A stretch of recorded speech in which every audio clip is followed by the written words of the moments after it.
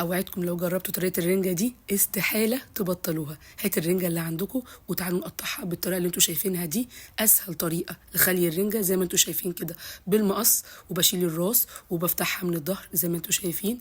بشيل الاول البطاريخ كده وبركنها على جنب، تمام. وبخلي الرنجه بكل سهوله. بجيب سكينه بخلي بيها، بجيب السكينه وبخلي بيها القطعه اللي هي على الحرف كده خالص زي ما انتوا شايفين.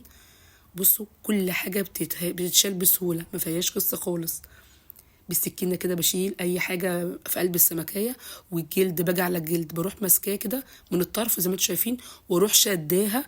الجلد هيتشال معاكم بكل سهوله، وهتخلوها في دقايق زي ما انتوا شايفين كده، تمام. بجيب عندي الرنجه كلها وبخليها بنفس الطريقه، وبقطعها مكعبات زي ما انتوا شايفين، تمام. يعني اللي عايز يخليها زي ما هي مفيش مشكله، انا بقول مكعبات وتبقى سهله في الاكل. بقطعها مكعبات زي ما انتوا شايفين كده.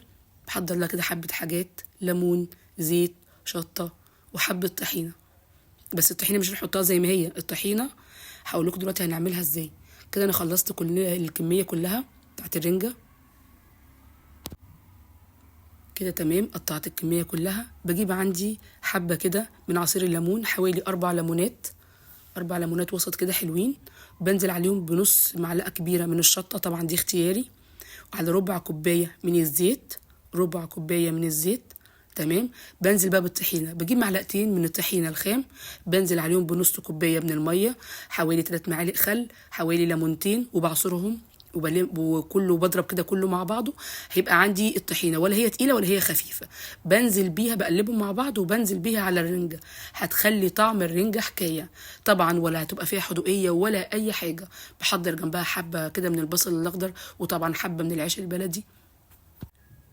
واحلى اكله ممكن تاكلوها طبعا بالف هنا وشفا. اتمنى بقى لو الوصفه عجبتكم تدعموني بلايك وشير واشتراك في القناه. اشوفكم على خير، سلام.